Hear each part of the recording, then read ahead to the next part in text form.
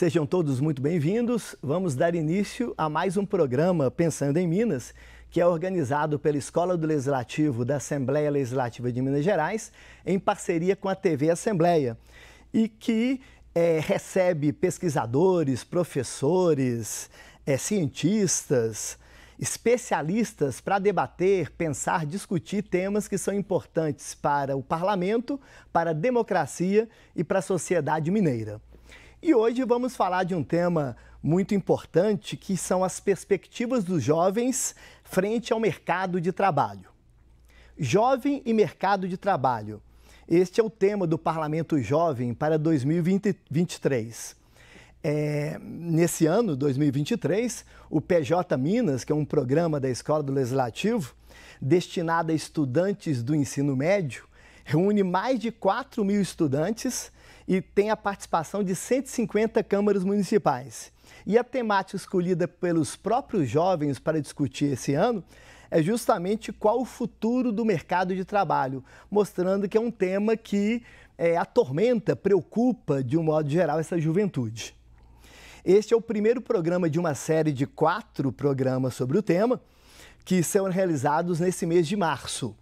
Nas próximas semanas, o programa trabalhará temas como escolaridade e qualificação profissional, desenvolvimento econômico e geração de emprego, e um último sobre jovens em situação de vulnerabilidade e inclusão no trabalho. E para trazer um panorama geral sobre esse assunto, tratando especificamente de como tornar o ensino médio mais atrativo e conectado com o mercado de trabalho, que está sempre em constantes mudanças e alterações, vamos conversar hoje com 2 professores, 2 especialistas. Estamos recebendo aqui o professor Alexandre Marini, que é graduado em Sociologia pela Universidade Federal de Minas Gerais, tem MBA em Gestão Escolar pela Universidade de São Paulo, mestrado em Educação e Formação Humana pela Universidade do Estado de Minas Gerais e doutorado em Educação pela Universidade do Vale do Sapucaí. O Alexandre, ele é funcionário efetivo da Secretaria de Educação do Estado de Minas Gerais, onde atua como analista educacional na coordenação de ações de aprendizagens. E estamos recebendo também a professora Selmara Ribeiro, que possui licenciatura plena em matemática, é pós-graduada em educação financeira, especialista em matemática do ensino básico e mestranda em tecnologias da educação. A professora Selmara é também funcionária efetiva da Secretaria de Estado de Educação de Minas Gerais, com mais de 30 anos de experiência em sala de aula. É coautora do material didático em matemática, MIDI, Maneira Inteligente de Ensinar. Então vocês podem ver que são 2 professores que lidam o tempo todo com jovens e que, tenho certeza, vão trazer aqui muita contribuição para essa temática do PJ 2023. Bom, de imediato eu já passo a palavra para o professor Alexandre. Agradeço, Alexandre, o aceite do convite aqui do Pensando em Minas, e você tem um tempo para a sua fala inicial. Tá joia. Bom, primeiro eu queria agradecer, o convite de estar aqui. É muito bacana a gente poder falar sobre educação, sobre juventude, sobre mercado de trabalho. E eu, como professor, eu sempre trago uma perspectiva de provocação, Então, para quem está assistindo, eu vou trazer a provocação do próprio significado do que vem a ser mercado de trabalho. O que isso entrega para a gente, essa expressão mercado de trabalho? Vamos pensar um pouquinho, mercado e trabalho. Será que a gente não está diante de uma expressão que diz para a gente que o trabalho é encarado como mercadoria? Então, se o trabalho é encarado como mercadoria, se o nosso tempo é encarado como mercadoria, se o nosso emprego é tratado como mercadoria, se a nossa mão de obra é encarada como mercadoria, a gente tem que se perguntar para que serve a escola. Porque será que a escola deve servir ao mercado? Essa é uma pergunta que a gente tem que fazer. Porque se a escola deve servir ao mercado, o que a escola tem que entregar? O que ela deve entregar? Ela deve entregar peças de reposição para esse mercado? Ou será que a escola tem uma possibilidade maior? Ela tem uma função social maior, né? Então, o para que serve a escola deve ser uma pergunta que deve sempre nortear a grande maioria das discussões que a gente tem a respeito de qualquer coisa que a gente vai discutir com relação aos problemas da sociedade. Então, quando a gente fala de educação, a gente fala de conhecimento, e conhecimento é poder. Tá? Sempre foi assim. Antes do surgimento das escolas, quem é que tinha acesso à educação? Quem é que tinha acesso a conhecimento? Quem já exercia poder. Né? E o poder sempre foi, o conhecimento sempre foi, a educação sempre foi uma ferramenta de diferenciação. Eu sei ler, eu sei escrever, eu sei fazer conta. E é com isso que eu me diferencio dos outros e é com isso que eu exerço poder.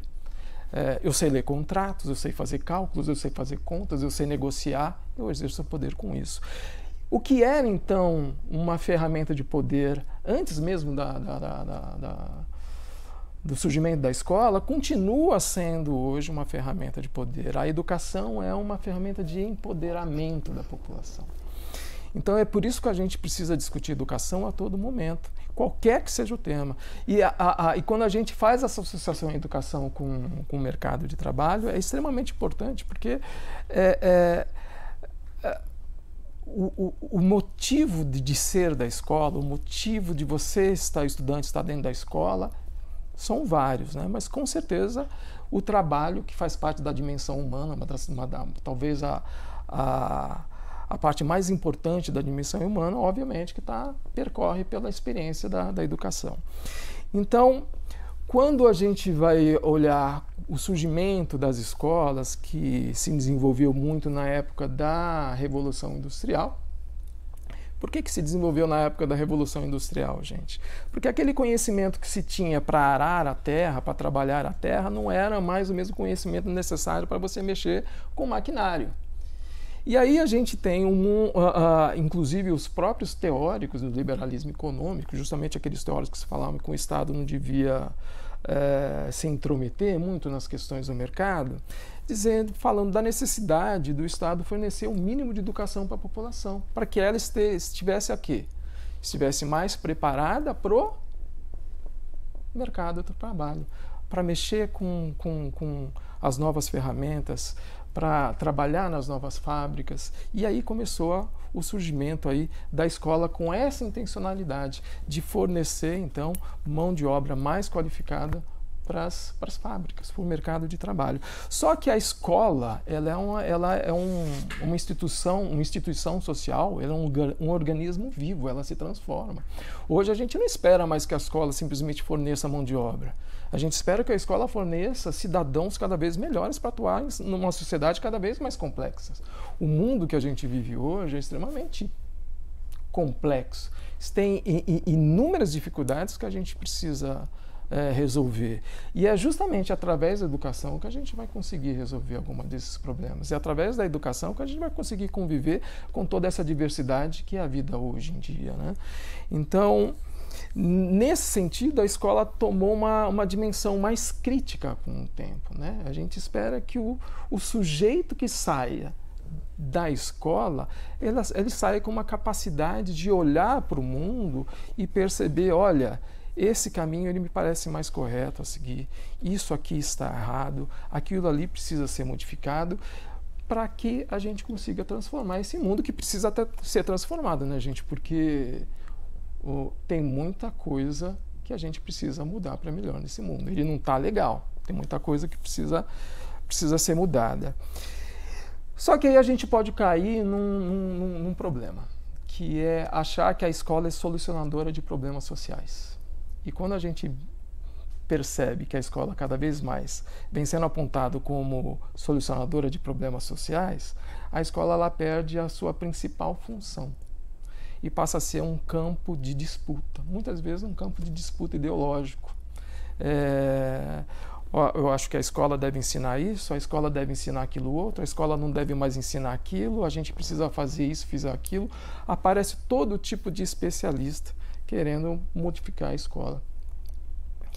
E no meio desse embate, no meio desse campo de disputa, quem perde espaço é justamente o conhecimento. A escola ela tem uma potência muito grande, mas ela é incapaz de resolver todos os problemas da nossa sociedade. E a gente cai nesse círculo vicioso, né? A partir do momento que eu tenho um problema social, em vez da gente se reunir e resolver esse problema, discutir seriamente esse problema, a gente passa para a escola resolver. Vamos abordar esse tema na escola, porque aí quando os jovens saírem da escola, eles estarão mais preparados para resolver esse problema. Quando, na verdade, a gente precisa resolver muitos dos nossos problemas hoje. Não esperar, não postergar que a escola seja esse campo de solução de problemas, né? E a partir do momento que a gente vê que o mundo está numa constante mudança, a escola também está sempre em constante mudança, né? Ela tenta se adequar, só que a escola é um organismo um pouco mais lento, né?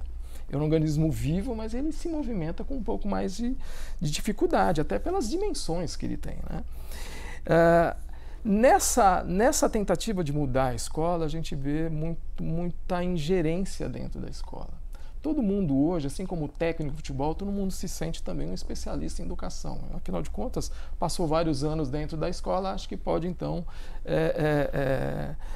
se achar um especialista em educação, e a escola então deve ser modificada desse jeito, a gente precisa mudar isso e aquilo.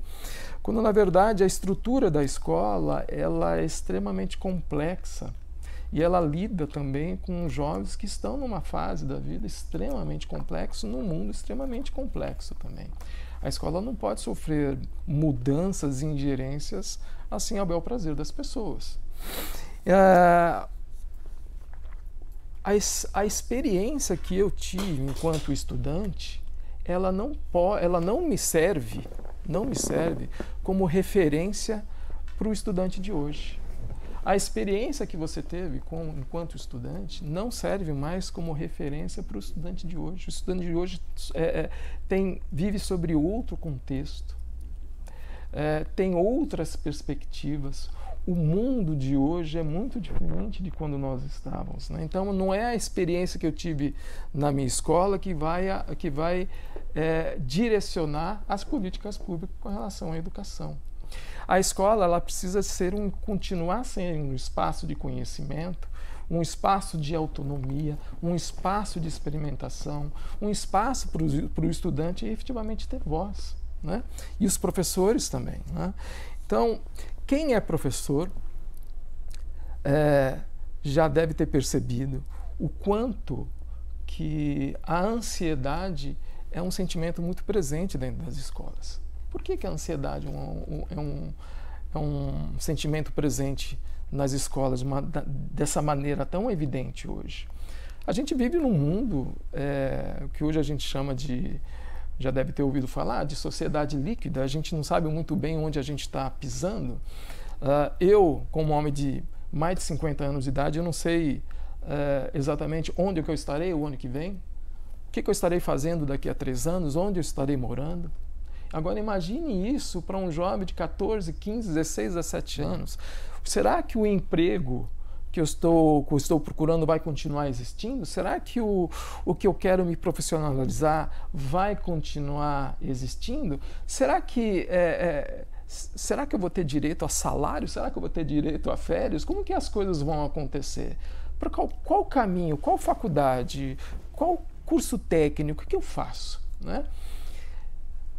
E os jovens ficam extremamente ansiosos. Então, é por isso que a escola precisa ser um espaço de experimentação, um espaço seguro, porque o futuro é imprevisível para os jovens. E eles precisam dessa possibilidade de encontrar um ambiente onde eles possam experimentar, saber se quer se aprofundar em determinada área de conhecimento, quer experimentar determinado caminho, ele não sabe se ele quer fazer cinema, ele não sabe se ele quer fazer engenharia, ele não sabe se quer fazer alguma coisa relacionada a humanas, biologia. É importante a escola fornecer esse espaço de experimentação para os jovens. Nesse sentido, então, eu retomo para que serve a escola. E talvez eu seja um pouco sonhador, mas eu acho que a escola ela deveria funcionar para ajudar o jovem a sonhar de novo, sabe? Quem é professor e que já teve a experiência de ter dado aula numa escola onde o nível social e econômico é mais alto, e quem foi professor também e teve a experiência de ter dado aula para uma escola onde o nível social e econômico é mais baixo, e pode fazer uma pergunta muito simples. O que vocês querem ser depois que saírem da escola? Que profissões que vocês querem seguir? Ele vai perceber uma grande diferença entre as duas turmas. Aquele que tem um nível social mais alto é capaz de falar: eu quero ser médico, quero ser engenheiro, eu quero ser isso, eu quero ser aquilo outro. Surge um monte de possibilidades. Quando ele faz a mesma pergunta para uma escola de nível social mais baixo, poucos levantam a mão. Poucos vão dizer que vão querer ser médico, por mais que queiram ser médicos, porque sabem da dificuldade que é acessar esse mercado. Poucos vão dizer que vão ser engenheiro, porque sabem da dificuldade de acessar esse mercado. Então, é nesse sentido que a escola ela deve se transformar para ajudar os jovens a sonhar novamente, né? O jovem que está na escola, ele precisa pensar no que efetivamente ele deseja ser. E a escola é esse espaço seguro de experimentação. Ela precisa ser modificada. E nisso a gente ouve muito, então, hoje, a ideia de protagonismos. E é sobre isso que eu queria falar um pouquinho, protagonismo. Como é que a gente pode desenvolver o protagonismo do estudante? Porque o ensino médio, por exemplo, hoje vem passando por recém-mudanças, né? E dentro dessas recém-mudanças, essas mudanças elas foram muitas vezes fomentadas por um discurso de protagonismo do estudante. O estudante ele deve poder ter opções de escolha. E se ele quer ir para um determinado itinerário, por um determinado caminho, se ele quiser experimentar isso, experimentar aquilo, ele tem esse direito de escolha. Ele tem esse protagonismo sobre o seu próprio percurso dentro da escola. A questão é, só existe protagonismo do estudante se houver também o protagonismo da escola, se houver o protagonismo do professor. Não existe protagonismo do estudante sem protagonismo do professor. E eu explico por quê.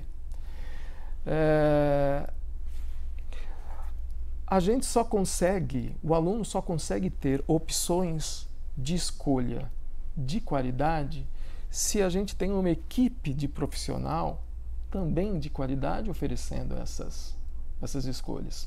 Não adianta muito eu ter uma eletiva, por exemplo, que trata sobre cinema, ou uma eletiva que trata sobre tecnologia, ou sobre mitologia, se a gente não tem profissionais qualificados para dar uma aula efetivamente interessante para os alunos.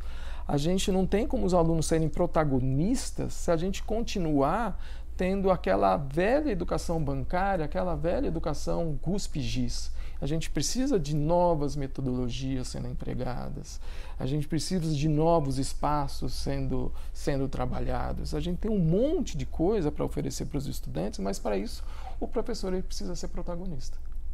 O professor ele precisa ter autonomia. A gente precisa pensar desde a formação inicial do professor até a formação continuada do professor, o incentivo para o professor efetivamente oferecer essas novas metodologias, esses novos conhecimentos e permitir, então, que o aluno faça as experimentações dele. Não há protagonismo enquanto a gente achar que o professor é aquele velho professor de antes. Também não há protagonismo do estudante se a gente achar que o professor é apenas um coadjuvante. Esse que é uma discussão que eu acho importante, porque quando nós falamos em protagonismo, a gente pensa, opa, então quem é o coadjuvante? É o professor? Ele não pode ser coadjuvante nessa história, para o estudante ser protagonista. O estudante ser protagonista, então, é ele sair da escola não necessariamente preparado para o mercado de trabalho, para trabalhar naquela empresa ou naquela fábrica. Ele sai preparado para o mundo. Ele sai preparado para fazer escolhas. Ele sai preparado para poder analisar o que está certo e o que é errado no contexto em que ele vive. Então, ele sai preparado para o mundo. Estando preparado para o mundo, você está preparado para o mercado de trabalho. Então, eu faço o convite para os estudantes que, quando nós focamos somente no mercado de trabalho, sem deliberar, sem discutir, sem se envolver com as transformações que a escola está sofrendo, a gente vai passar por um percurso que poderia ser muito melhor do que aquilo que está sendo oferecido. E você está muito melhor preparado para o mundo se você se envolver nas questões educacionais. Muito bom, Alexandre, essa sua fala inicial. Eu gostei quando você usa a própria palavra mercado, né? Eu não tinha pensado nisso. Se a escola fornece mão de obra, como se fossem os fatores de produção, matéria-prima, mão de obra, e não é isso. A escola ajuda a formar. E gostei quando você fala a questão do sonho, né? De formar pessoas que possam caminhar. E um outro destaque na sua fala geral, achei muito interessante, então a gente fica o tempo todo querendo comentar alguma coisa, né? Que você fala que o estudante do ensino médio, esses que estão nos acompanhando aqui pelo PJ, estão vivendo um momento complexo de vida da adolescência, da pós-adolescência. O mundo está muito complexo, e eu lembrei quando você falou assim, na nossa época, quando eu estudei na faculdade, a gente sempre estudava, eu fiz administração de empresa, a gente era formado para a empresa. E no caso de administração, era até para multinacional. Então, isso é há 30 e tantos anos atrás. Então, quando você fala que a escola tem que repensar, dar o protagonismo do professor para o aluno, mas dentro desse mundo mais complexo, é muito importante. E preocupa quando você fala que ainda tem professor de cuspe giz, né? Bom, eu já até falei muito, vou passar a palavra agora para nossa outra convidada, Selmara. Selmara, muito obrigado por aceitar o nosso convite também, e você tem um tempo para a sua fala inicial. Bom dia a todos, obrigada, né? Alexandre que topou estar aqui com a gente, muito obrigada. E eu vou, dentro desse, né, do jovem, do programa, né, do jovem no mercado de trabalho, e você disse que foi uma escolha, inclusive, dos jovens escolher esse tema, né, do Parlamento Jovem, esses jovens que estão inseridos nesse programa, escolherem esse tema, né, o jovem, né, o mercado de trabalho. Eu trago a minha experiência enquanto professora, né, eu venho, há 30 anos, eu trabalho com matemática, o componente matemática, e eu percorri todas as redes, né, a municipal, eu passei pela particular, a federal e a estadual, por último a estadual. E quando você falou, né, a escolha desses jovens foi discutir o mercado de trabalho, enquanto professora na sala de aula, eu trabalhei exatamente dentro desse recorte de 15 a 18 anos, que são os jovens do ensino médio. Durante esse percurso meu, a gente tinha um currículo, né? Ele ainda está em uso agora com os alunos do terceiro ano, mas ele era extremamente conteudista, né? A gente estava lá cumprindo um plano de curso que era voltado única e exclusivamente para um currículo denso, um currículo assim bastante hard mesmo, porque eu tinha que cumprir uma exigência de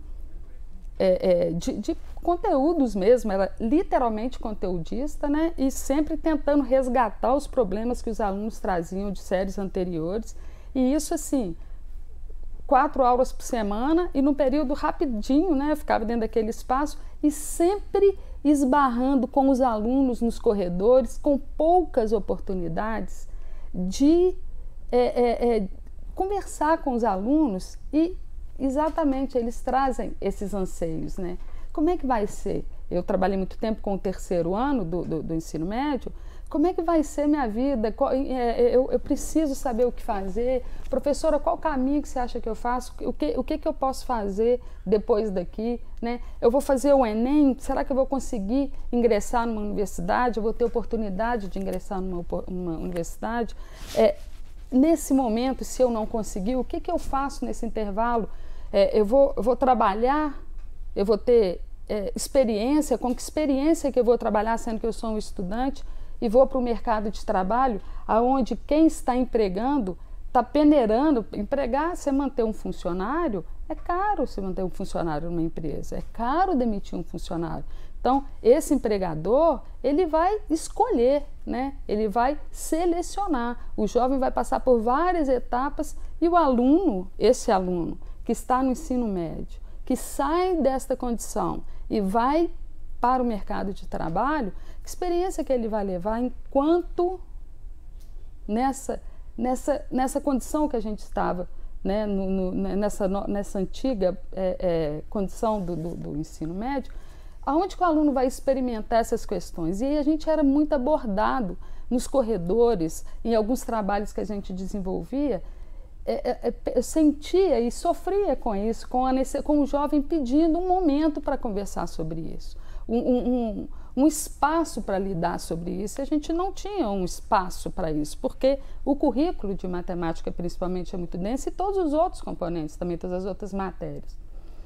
E eu vejo agora uma possibilidade com essa nova nomenclatura, né, com essa nova construção do currículo, né, principalmente o currículo referência de Minas Gerais, nesse novo modelo do novo ensino médio, possibilidades que vão acolher essas expectativas do jovem, aonde o professor vai ter um espaço para lidar com isso, né? Nessa nova perspectiva do novo ensino médio, nós temos a formação geral básica, essa que precisa ser abordada com os alunos, que é a construção do conhecimento dele, né? As questões teóricas, né?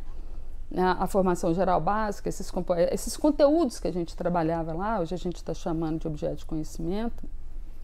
E temos também essa parte flexível do currículo, né? Que é essa parte flexível que vai permitir que a gente transite nessa discussão com os alunos em uma roda de conversa, em uma aula interativa, né? Essa parte flexível que hoje é denominada o itinerário formativo, né? Que traz na composição desse itinerário formativo várias unidades curriculares com componentes curriculares que dão possibilidade do professor de exercer esse protagonismo aí que você está colocando, que é importante e ele deve ser, sim, exercido com muita maestria, o professor tem condições de fazer isso, com o olhar do aluno, né, do jovem, né? O jovem do ensino médio, ele está buscando um caminho para ele se encontrar depois daquele momento, né? E é o trabalho que ele vai buscar.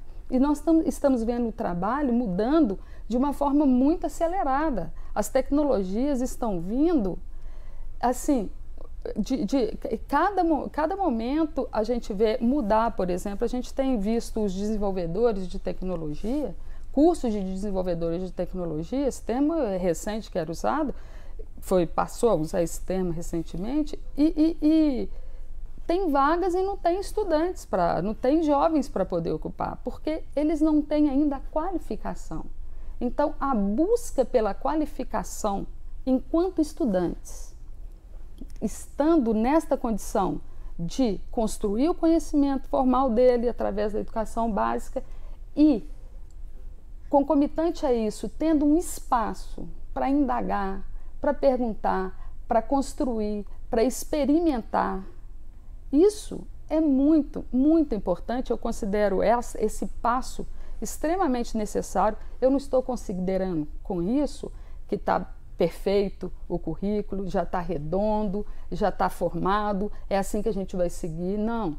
Essa mudança, ela é uma mudança que precisa o envolvimento da sociedade, principalmente, de todos os atores, da comunidade escolar, né, da direção, à secretaria, aos estudantes, a todos os atores que compõem esse corpo aí de trabalho que é a escola, né?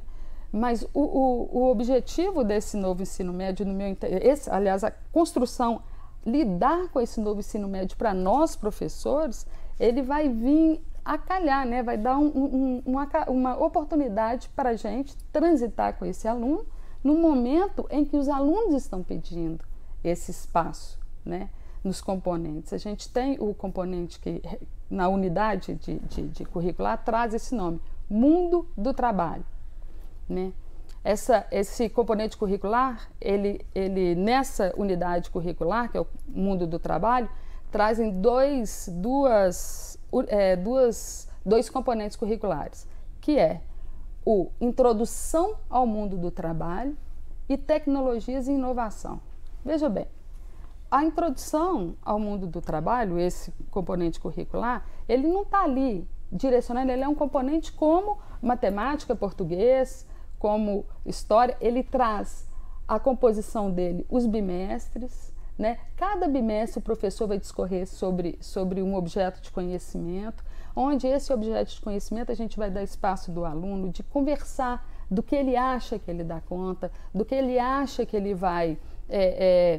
será que eu vou experimentar, professora, ser um engenheiro ou escolher a profissão que ele quiser naquele momento, ou ele achar que ele tem aptidão para aquilo, ele está naquele momento ali com a possibilidade de discutir sobre isso. Esse componente não está construindo o aluno para o mercado de trabalho, ele está discutindo possibilidades, né? Esse outro componente, que é tecnologias e inovações, não dá mais para a gente falar que o mundo não está tecnológico, né? Que a gente está vendo a tecnologia tomar conta de tudo, né?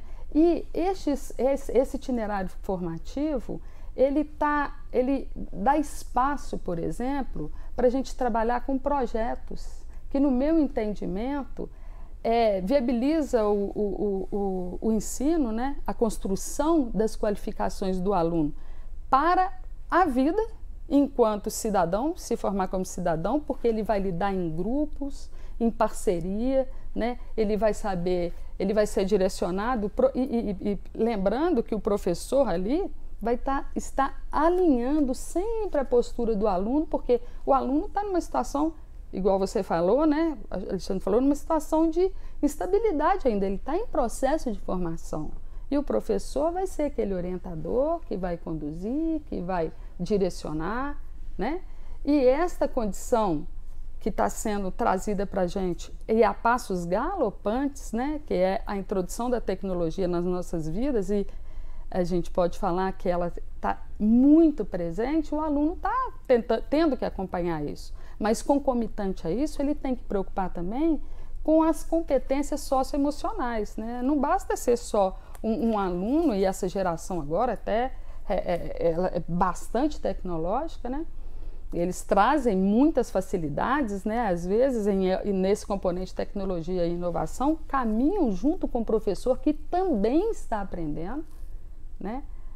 E trocam informações naquele momento ali extremamente grandiosas, e aproveitando o trabalho em grupo dos estudantes para compor esse componente. Então é muito bacana a gente conseguir, com esse novo modelo, né, com esse novo currículo, ter oportunidade, ter tempo para discorrer sobre esse assunto, né? A gente precisa só balizar essas questões, como o Alexandre falou, da formação, né? A gente, para poder, o currículo, ele não está ainda redondo como deveria. No meu entendimento, algumas arestas ali precisam ser aparadas, né? Precisam ser trabalhadas, discutidas, mas colocando o professor nessa discussão, né? Colocando o professor também, que está lá no chão da escola, que está experimentando esse novo, né? A participar desses ajustes para que fique. Mas eu acho que essa sensibilização da sociedade, né? Do investimento, da parceria, tem que ser mais otimista, no meu entendimento, sabe? A gente considerar que tudo isso não está legal, que tem que ser, né, tem que acabar com isso e voltar para o modelo antigo, eu acho que fica extremamente... A gente volta para essa condição. Aonde que eu vou considerar que o meu jovem, o jovem que está ali, o meu aluno, né, que está ali me esperando nos corredores, ou pegando alguma brecha para poder discutir um anseio que é legítimo dele, né? Às vezes ele não consegue na família a resposta para essas indagações, porque não tem, né, nem às vezes de onde tirar essas informações. Então é nesse ambiente de escola, é nesse processo de construção, né, que ele vai conseguir. E tendo espaço para isso, o professor dialogar dentro desses componentes, eu acho muito interessante, né? Eu costumo comparar, né, essa construção desse novo currículo com a construção de, por exemplo, um carro está para ser construído, você preocupa com o design dele, você preocupa com a tecnologia que aquele carro, né, qual tecnologia que vai ter naquele carro. Aliás, os carros agora não estão precisando nem de motorista, eles vão meio que sozinhos, existem, né, possibilidades disso acontecer. Então, preocupa com a aerodinâmica, aí sai um modelo ali que é mais interessante, aí todos seguem aquela tendência. Então, eles estão preocupados com toda essa aparência, mas o que faz o carro andar são as rodas, né? A roda que vai fazer o carro efetivamente exercer a função dele, né? E eu costumo falar que o currículo referência, ele está sendo construído, mas para ele funcionar, a gente precisa dessas sustentações, né? A começar pela formação dos professores, que é muito importante, porque o professor também está tendo que mudar diante desse cenário, né, de mudança constante. Ele vai ter que sair do estado dele ali, que ele estava naquele estado mais que trazia uma postura mais acomodada dentro de um modelo assim, um modelo mais de cúspide, como o Alexandre falou, e percorrer um caminho, né, de buscas também, de procura também, de engajamento, né, de aprender com o aluno também. Porque os alunos que a gente hoje recebe, quando a gente vai trabalhar com eles na tecnologia, eles trazem informações para a gente, né? Mas esta busca em parceria, a construção é muito mais bacana, né?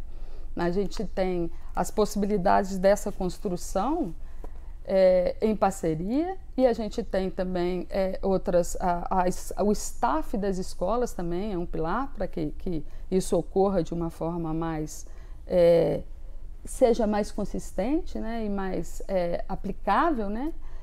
O staff das escolas, hoje a gente tem escolas que não têm internet, né?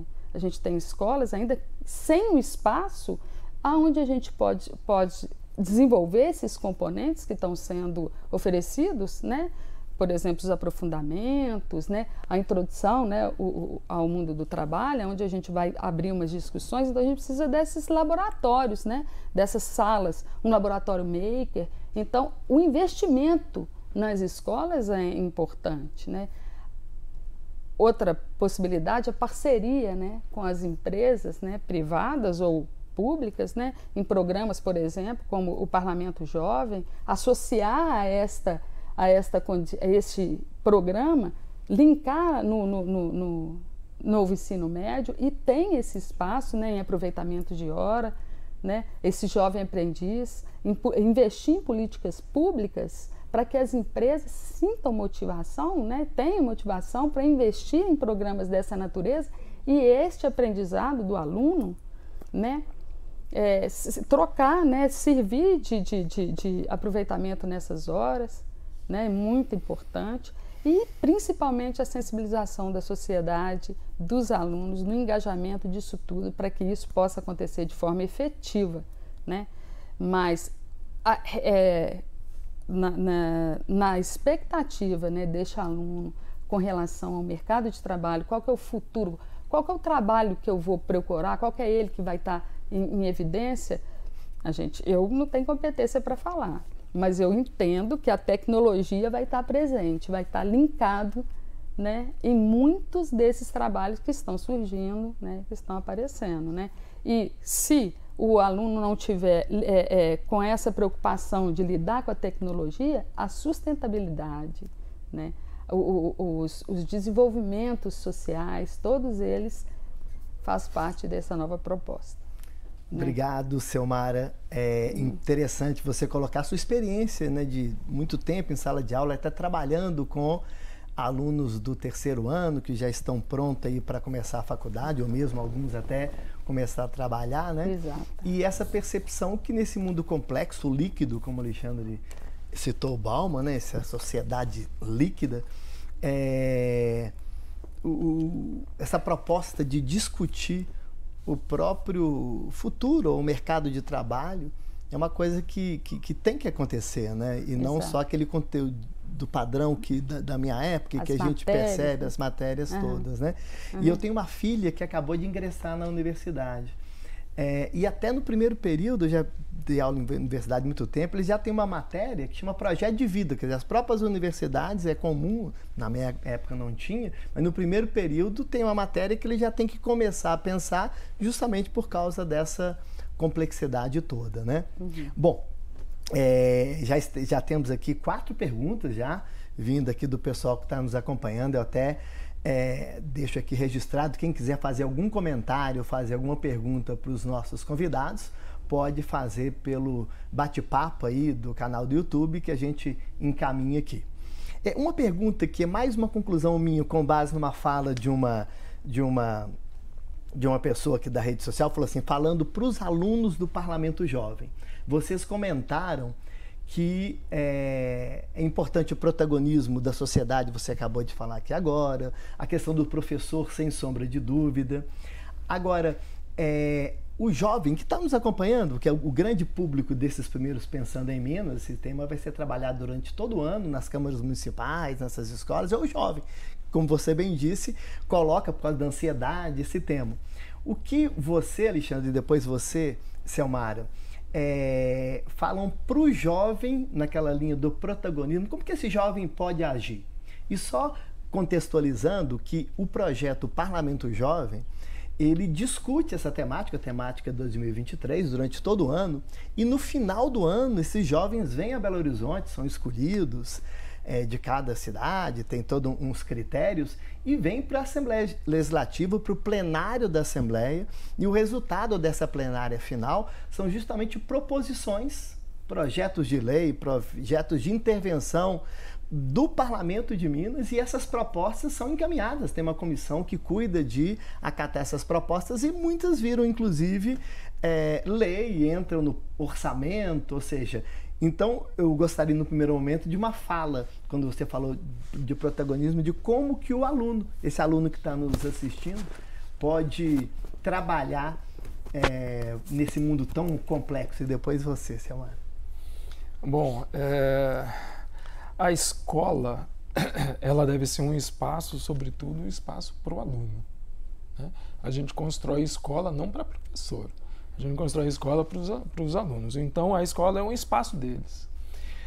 Eu acho que os alunos eles devem se movimentar dentro da escola buscando a democratização desse espaço, né? Então, o aluno não pode simplesmente aquele moço, aquela moça que chega às 7 horas da manhã e ouve tudo como se já estivesse pronto, vai para a sala de aula, depois toca o sinal, vai para lá, depois toca o outro sinal, vai para o outro lado. Não, a escola, o estudante é um agente da escola e é um agente de voz. Quer dizer, a sua escola tem, por exemplo, o Grêmio Estudantil. O Grêmio Estudantil é uma mobilização extremamente importante dentro da escola, porque ele passa a ser um ente com voz. Ele passa a poder discutir junto com outros professores, juntos com a direção, junto com a secretaria, qual é o caminho que aquela escola está seguindo. Quando a gente fala hoje do novo ensino médio, ela é ainda mais importante porque a gente tem uma parte flexível, e essa parte flexível ela é de escolha do estudante. O que a escola está fornecendo nesse itinerário formativo? Quais são os componentes curriculares? Quais são as áreas de aprofundamento? Sem a participação do estudante, essas escolhas ficam aquém das possibilidades e muitas vezes podem ficar descompassadas com o que o estudante espera. O estudante não pode também ficar somente preso àquilo que é de debate dentro da escola, daquilo que é de currículo dentro da escola, né? A escola é um espaço importante de educação, mas não é só isso, não é só a escola. A gente também aprende se movimentando socialmente, participando socialmente. E a gente percebe cada vez mais de que, ao mesmo tempo que a gente tem um grupo de jovens cada vez mais engajados numa participação política, a gente tem também um grande contingente de jovens achando que a participação política institucional, ela não é importante. E, gente, é muito importante. A política não é só votar, política não é só para a rua se manifestar, política é muito mais. Política tem a ver com negociação, tem a ver com desejos, tem a ver com intenção, tem a ver com escuta, tem a ver com participação em vários espaços. Mas nós efetivamente só fazemos políticas públicas institucionalmente. E já faz algum tempo que a gente tem percebido, através de inúmeras pesquisas, mostrando que o jovem cada vez mais está descrente das políticas institucionais.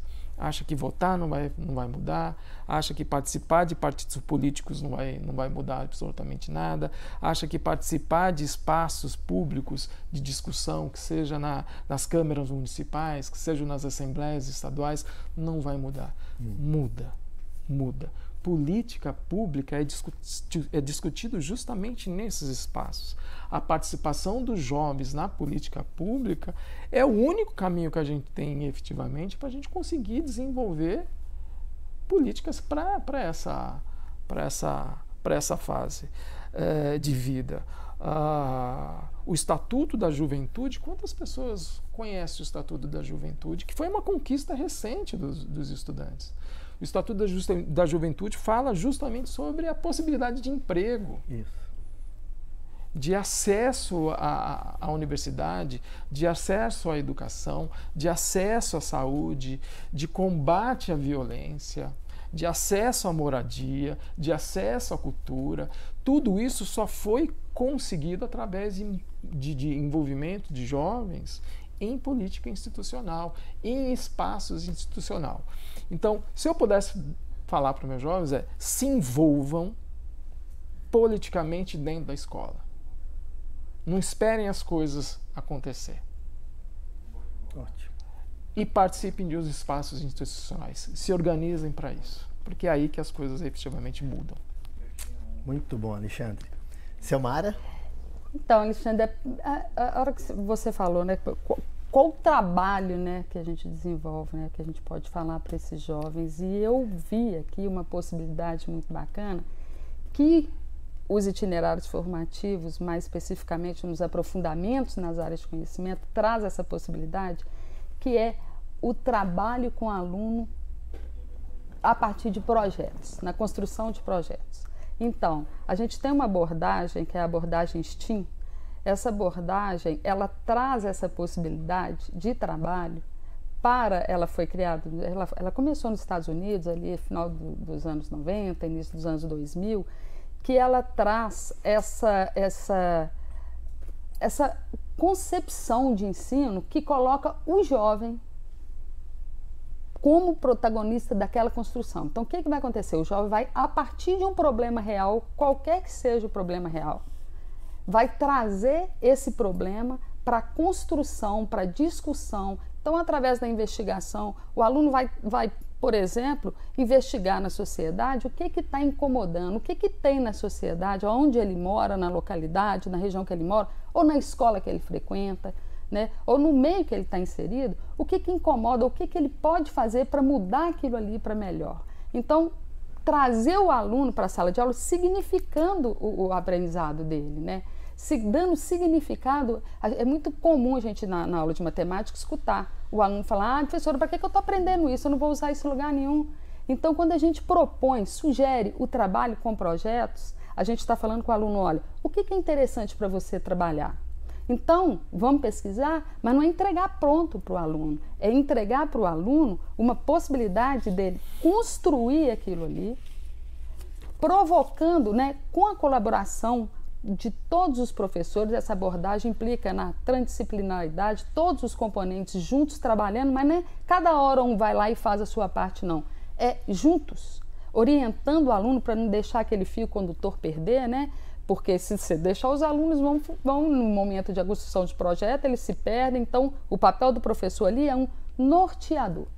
Sim. E, nesse momento, nessa abordagem, ele vai passar para a investigação, vai escolher a metodologia para desenvolver um produto final, porque essa abordagem contempla isso, né? É o aluno, a partir da experimentação, a partir da investigação, passar pelos processos criativos, né, que são os eixos estruturantes propostos pelo itinerário formativo, e depois dessa pesquisa feita por eles, exaustiva, séria, comprometida, criando inclusive nesse momento aí o que ele está fazendo é se qualificando para o mercado de trabalho, porque o mercado de trabalho busca isso, essas qualidades do aluno, né?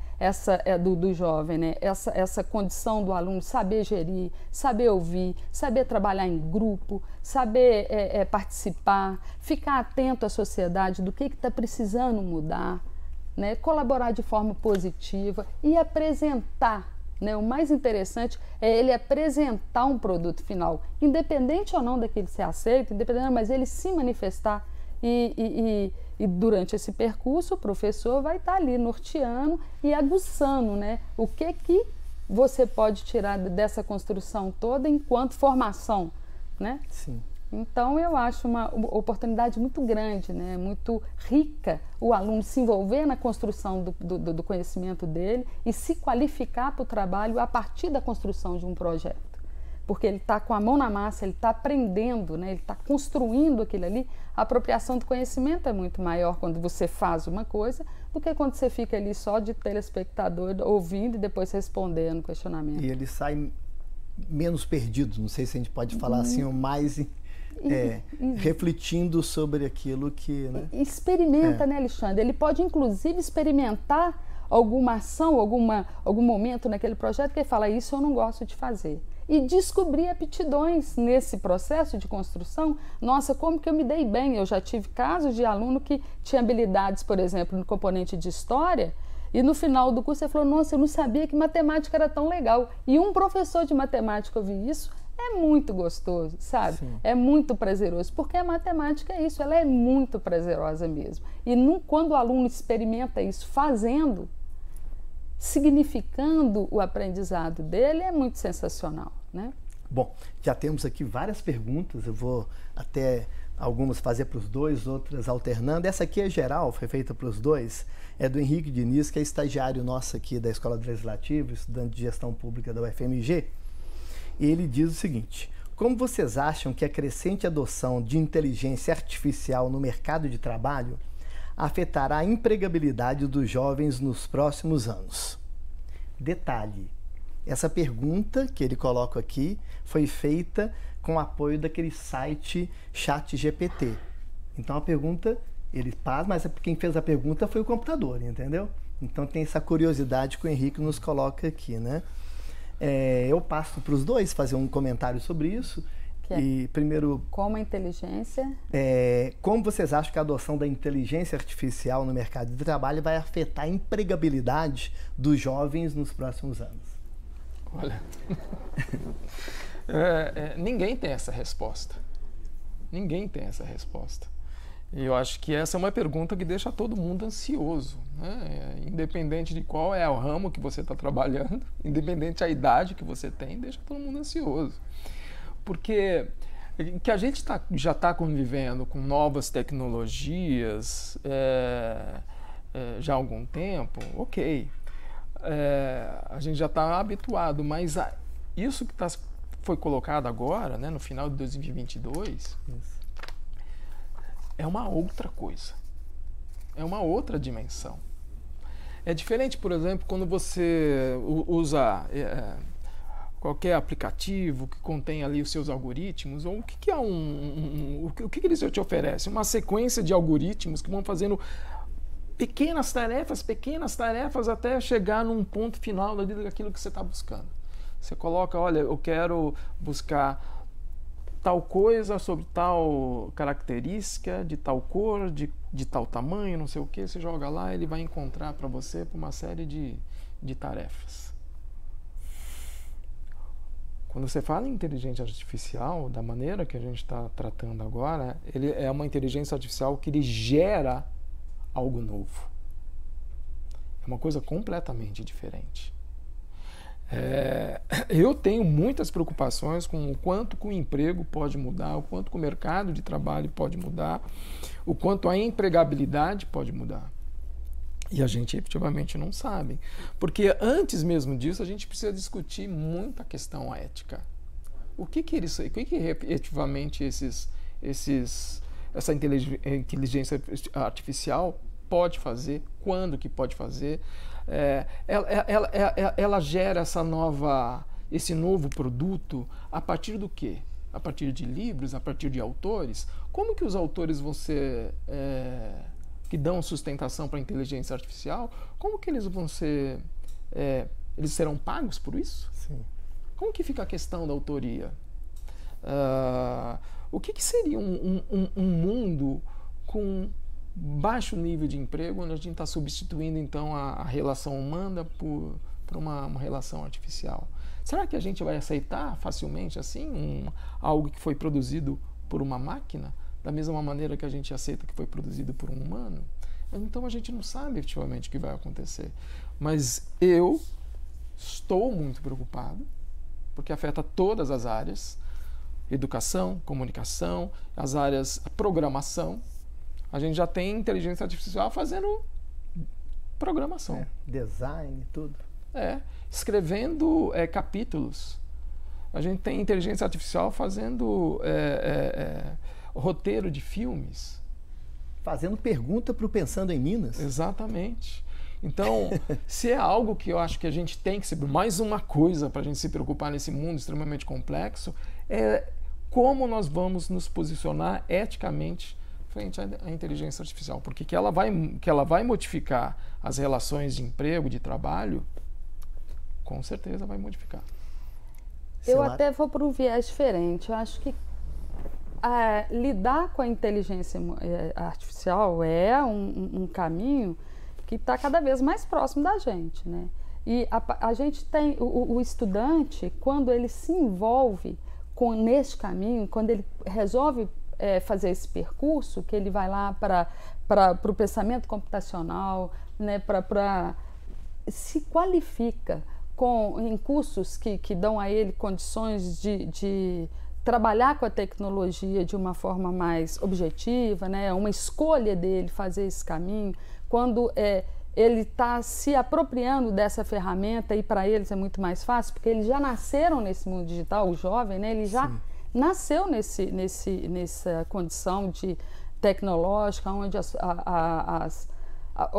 as tecnologias estão presentes na nossa vida. Para a gente, há pouquíssimo tempo, era difícil você acreditar que você ia falar pelo telefone celular com uma pessoa de outro país, né? Então, esta realidade para esse jovem não está tão distante. Ele precisa se qualificar, ele precisa entender e fazer desta ferramenta, agregar a ele informações e propriedades que vão dar a ele mais tranquilidade para exercer a condição dele enquanto estudante, se qualificando para se tornar um possível empregador, né? Trabalhador. Trabalhar tecnologia em prol de uma empregabilidade, porque... Exatamente. Mas realmente é bastante preocupante, né? Quando você vê isso aqui e todas as áreas, como o Alexandre diz. Bom, temos aqui várias perguntas, vou até pedir, na medida do possível, já são 11 horas, já temos 1 hora de programa, o tempo passa voando, o assunto é importante e demanda até muita reflexão, né? Na medida do possível, para ser mais célere nas respostas, né? Bom, tem uma outra pergunta que é direcionada para Selmara e outra que eu vou trazer, eu acredito que é mais para você, porque falou de poder, né? Então, essa aqui para você primeiro é da Edelweiss Campos. Tem algumas pessoas que colocam de onde que é a origem, aqui no caso ela colocou Edelweiss Campos, falou o seguinte: para Selmara, como você vê a disposição dos professores para essa mudança no modelo do ensino médio, principalmente em escolas públicas, onde as dificuldades são maiores? O que acontece, né? Toda mudança gera, né, um movimento, o professor tem que sair da condição dele de estabilidade, né? Daquele modelo que ele já traz há muitos anos e ressignificar a postura dele. Ele não tem que esquecer tudo que ele aprendeu nessa nova abordagem, né, nessa nova proposta, esquecer, colocar para lá todo o aprendizado que ele construiu durante a vida dele e passar agora a um comportamento novo, né, a uma postura nova. Não, o que ele vai fazer é agregar, né, no meu entendimento, o professor, ele precisa agregar aos saberes dele posturas que vão de encontro às necessidades que esse mercado está cobrando da gente, né? Que é a atualidade, que as mudanças estão acontecendo e o professor vai precisar mudar também. O professor vai precisar sair daquele quadrado dele ali, que ele, né, estava ali inserido, e partir para uma formação para poder ir de encontro às necessidades que o mercado, né, que as exigências dos estudantes, motivando esse aluno a permanecer na escola e participar, né? Porque a gente encontrava alunos muito apáticos na escola, desinteressados.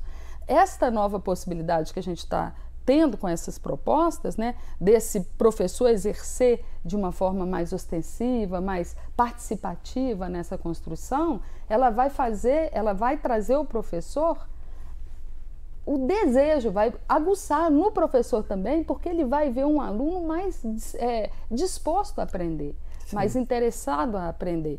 Então, eu considero que esse professor vai mudar, e eu desejo que ele mude, né, e eu trabalho para que isso aconteça, né, para que ele consiga formação, consiga subsídio para construir esse novo percurso que ele está também inserido, né?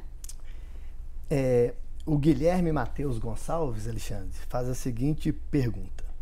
Trazendo o saber como poder, educação como ferramenta de diferenciação e de poder, e a internet sendo uma fonte de informação rápida e prática, como a escola lida com isso e como vocês, professores, também lidam com isso? Questão de poder e a questão da informação da internet. E eu vou até emendar com outra fala de uma outra pergunta da Samira Araújo, que ela fala o seguinte: a escola é um espaço de disputa e de conhecimento. E um espaço de disputa e o conhecimento é impactado. O professor deve preparar o estudante nesse campo de disputa. Como fica o sujeito professor para ajudar os jovens a sonhar protagonizando? Então, acredito que ele fala nesse espaço de disputa, o Guilherme e a Samira. Bom, a tecnologia não substitui a escola, ponto. Não substitui. Ao mesmo tempo, a escola não tem como negar a existência da tecnologia. Então, ela precisa também estar aberta a essas novas tecnologias dentro da escola. O problema é encontrar o meio termo, encontrar como, né? Tem muita gente que, vamos levar essa tecnologia para dentro da escola, vamos fazer as coisas no celular, vamos fazer um laboratório de não sei do que. Não é simples trabalhar com tecnologia dentro da escola. Não é simples.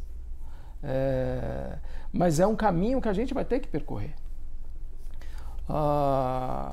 Então, não dá, efetivamente não dá para o professor dentro da escola concorrer com o conhecimento que você coloca no Google.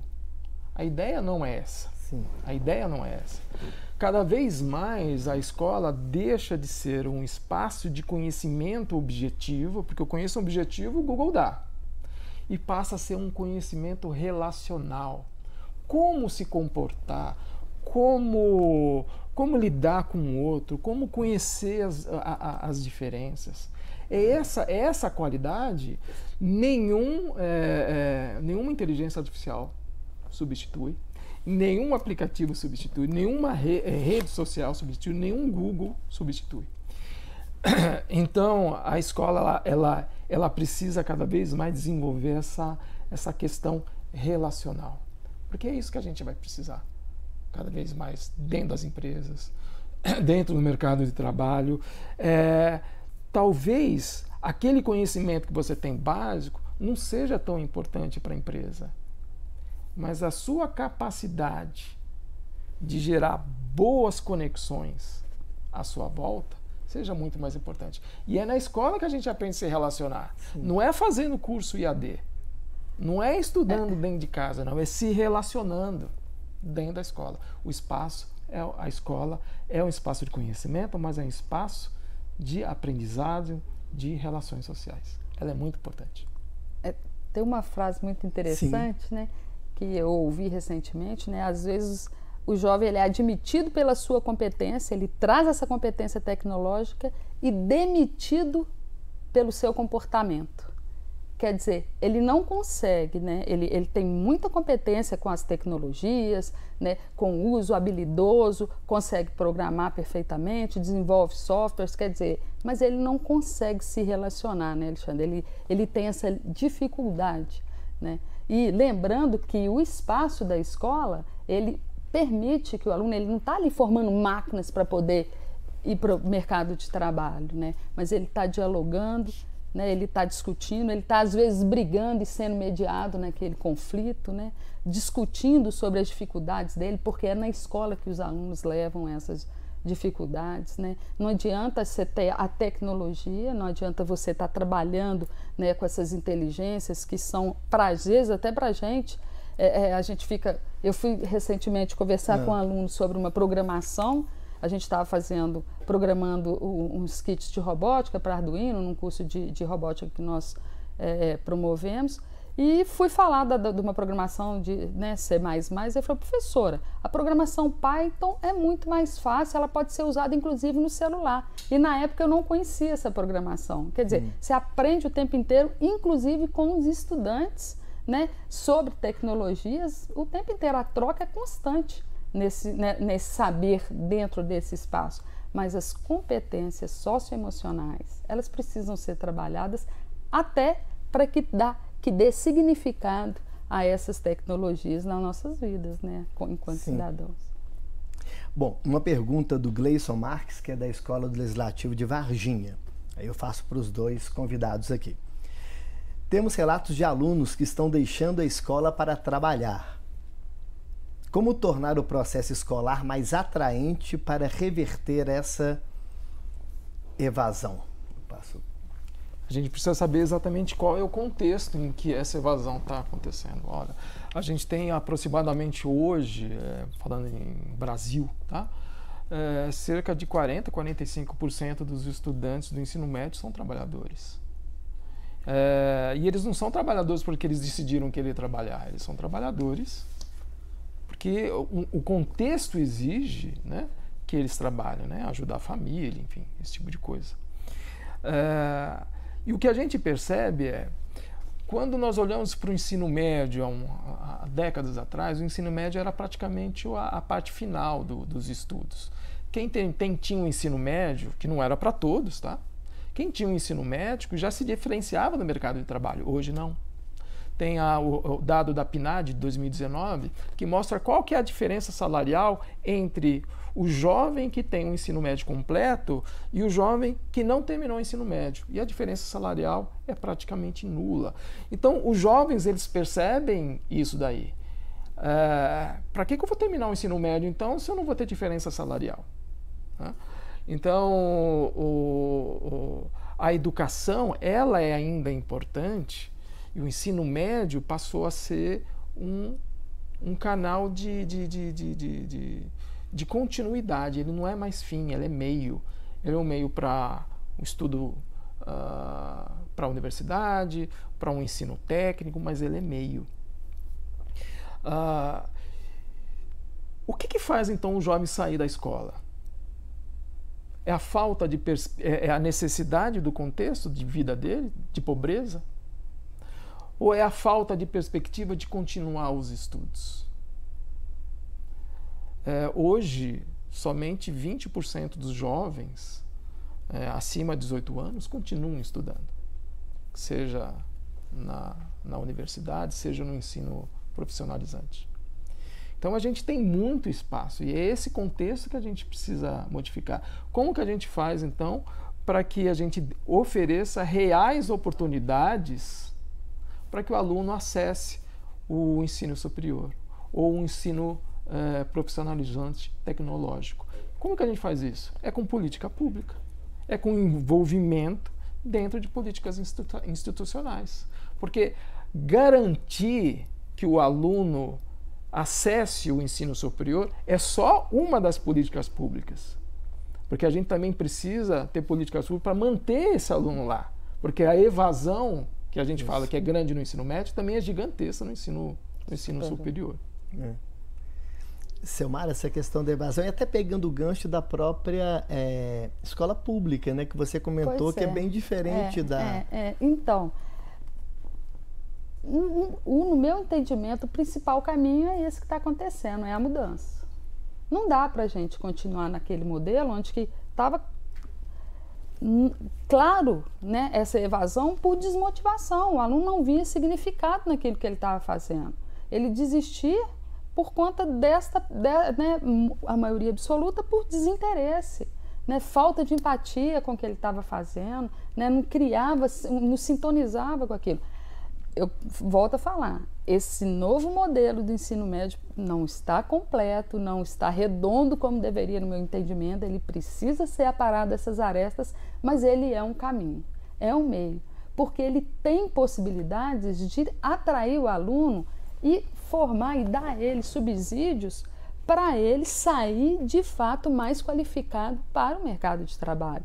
Ele vai ter um espaço ali para dialogar sobre isso. Ele vai ter um componente que trata exatamente sobre isso.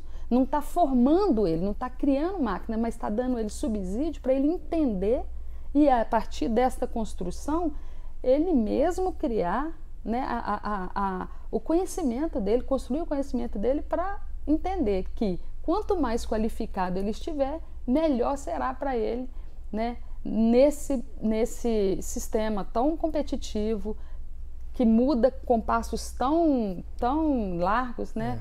Uma velocidade tão ampla. Né? Bom, antes da próxima pergunta, tem um comentário da Sabrina. Ela não diz de onde é, mas bom dia, parabeniza a Escola do Legislativo pela escolha do tema e o formato do diálogo com os professores Alexandre e Selmara, dois profissionais que estão conectados com a realidade de sala de aula mineira e uma educação ao longo da vida, contínua e que forneça meio para que as pessoas compreendam sua realidade de forma crítica. Então a Sabrina elogia os nossos dois convidados aqui com muita propriedade.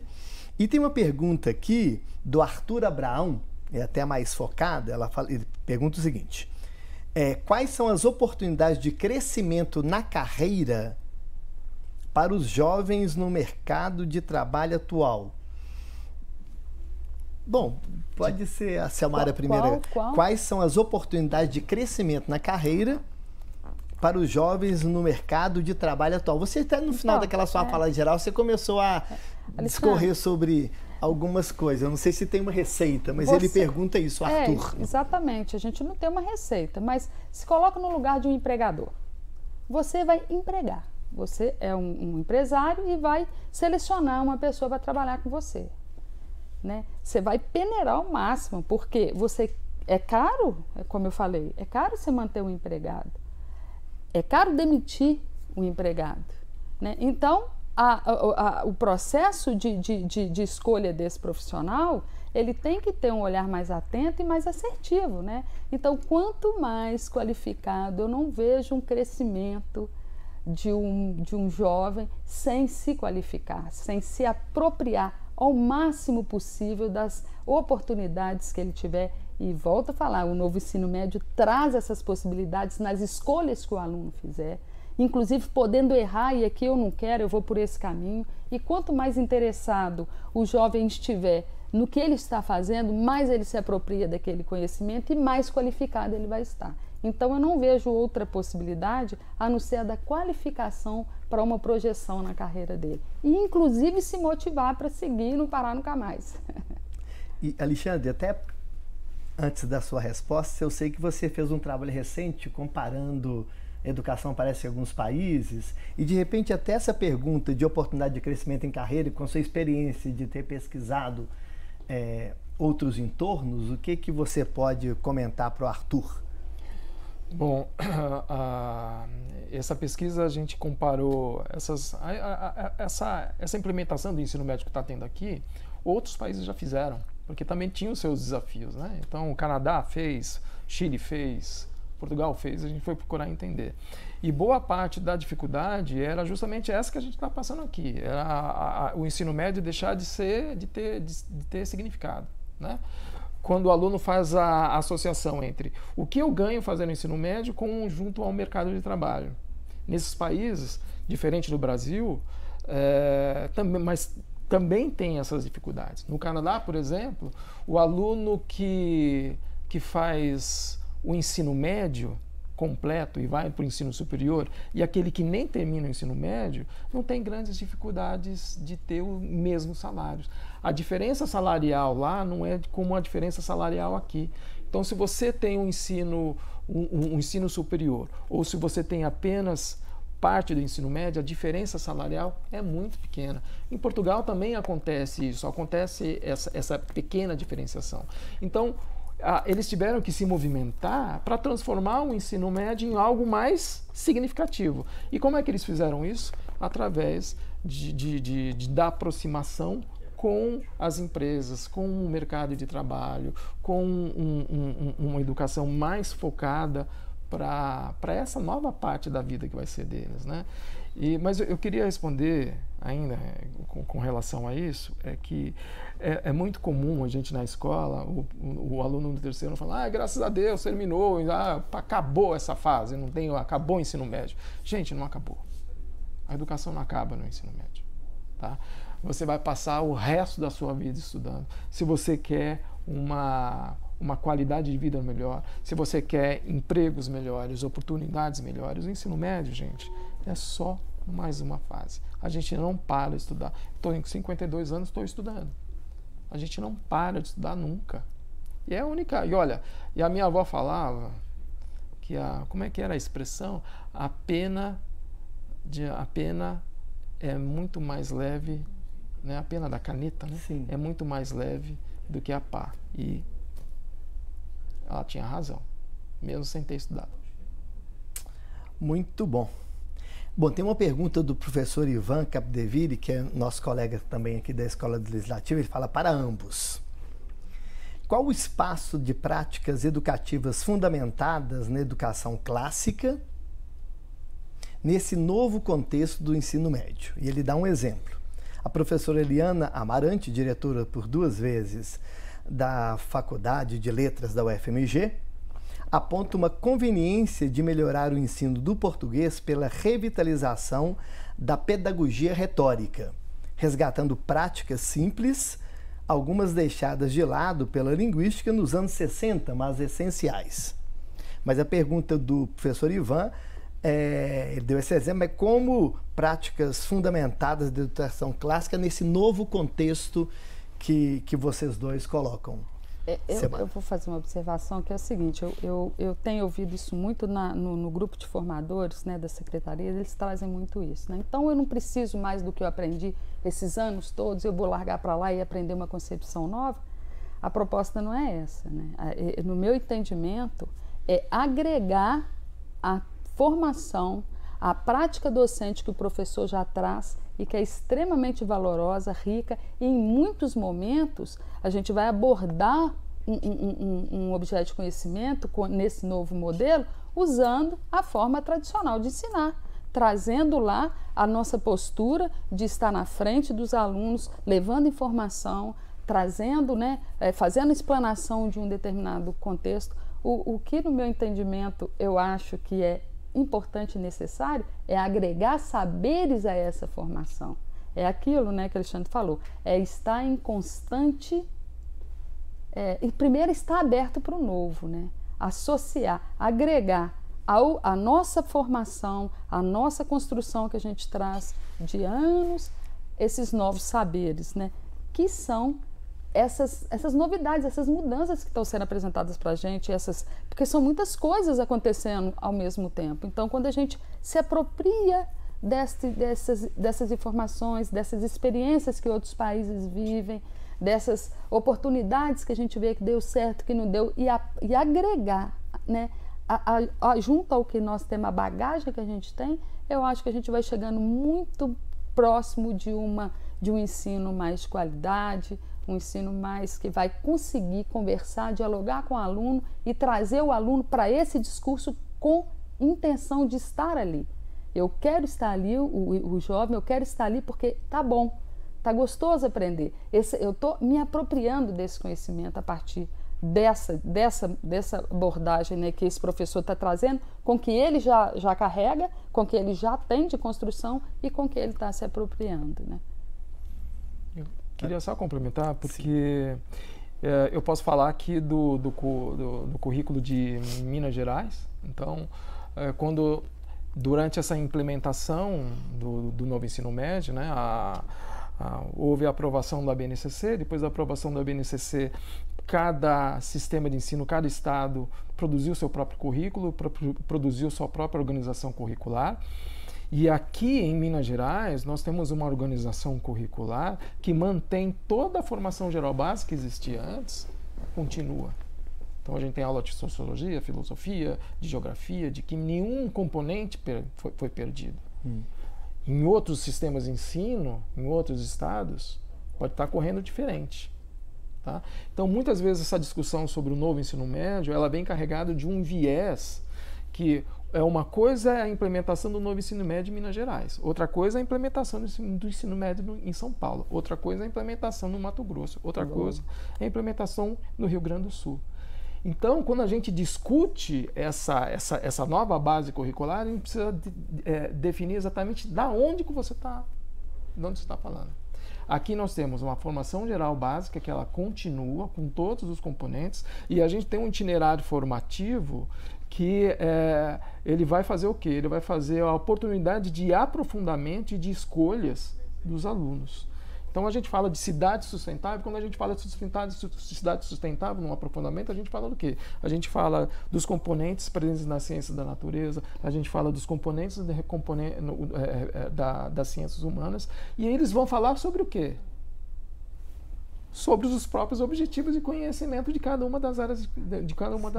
Então, a parte clássica ainda continua existindo. O que a gente quer é dar a oportunidade do estudante e também do professor de trabalhar sob com outras metodologias, em outros formatos. E isso a gente está acontecendo aqui em Minas Gerais. Bom, já estamos caminhando para o final, já são 11h25, né? Já estamos caminhando para o final do nosso programa. Tem mais uma pergunta aqui da Ana Flávia Câmara Barros. Ela diz o seguinte: tenho a impressão que a capacitação técnica de jovens estudantes do ensino médio pode ser visto como algo oposto ao ingresso desses estudantes no ensino superior. Como podemos superar essa visão, Alexandre? A gente precisa escutar o que o aluno quer também. Será que todos querem o ensino superior? Eu acredito que o ensino superior devia ser para todos. Mas será que todos querem?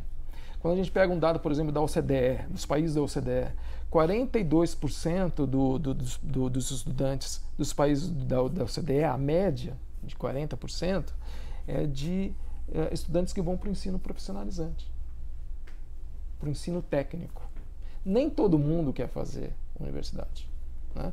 Então, eu acho que a gente ainda tem muitas possibilidades, não só de permitir com que grande parte dos estudantes efetivamente continuem seus estudos, seja na universidade, seja nas instituições técnicas. Mas a gente tem que dar essa possibilidade. 80% não estão seguindo nenhum caminho nem outro.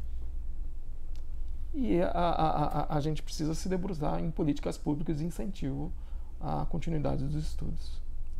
E com essa discussão toda da própria futuro, que é tão inseguro, né? Questão que vocês comentaram antes, né? Que imagino que os jovens ficam preocupados com isso, na questão da tecnologia e tudo. Exato. Mas, Selmara, essa questão...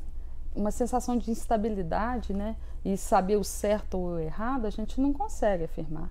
Agora, a oportunidade de experimentar para o jovem entender o que acolhe, o que ele se sente acolhido e o que ele quer fazer, eu acho que a condição de, por exemplo, um estudante que opta pela formação técnica, e quando ele se sente acolhido por aquela condição e acha que aquilo ali vai de acordo com os intentos dele enquanto cidadão, ok, né? E se daí ele resolver partir para a graduação, com certeza a bagagem dele vai ser, né? Ele vai carregar uma bagagem com mais informação do que se ele não tivesse feito. Mas essas escolhas, né, dos alunos, elas têm que ser ouvidas, têm que ser respeitadas e acolhidas por nós professores com o propósito de motivá-los a estar sempre buscando, porque essa é a nossa, né, condição, na condição docente. Eu me sinto com essa responsabilidade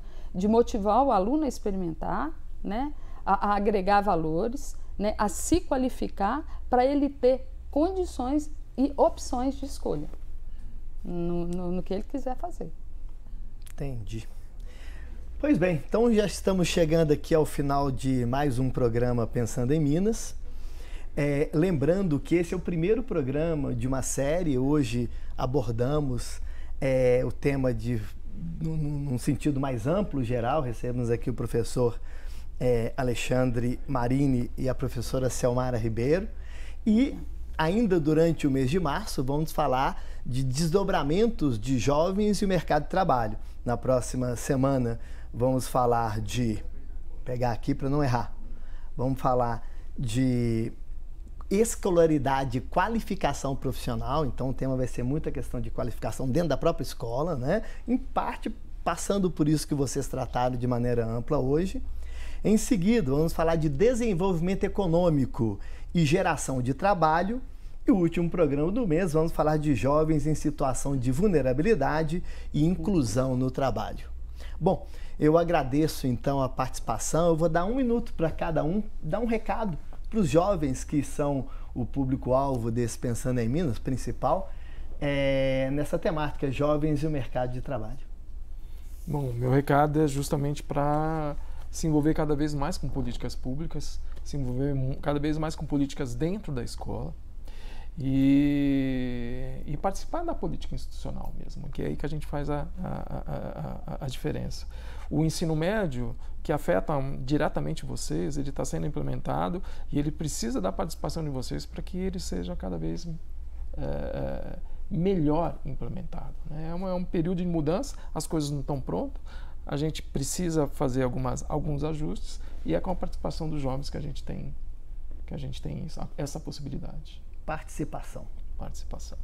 Selmara? Eu reforço, né, essa fala do Alexandre e considero que os alunos estejam nesse cenário de uma forma ainda em busca do papel deles, mas que eles possam encontrar apoio, né, em nós, professores, para ajudá-los nessa construção, né, a participação nesse contexto todo, sugerindo mudanças, participando de uma forma mais ostensiva, né, dialogando com os colegas, inclusive, na construção de tudo isso, mas que, com certeza, esse processo, essa construção em parceria, junto com todos, vai dar certo.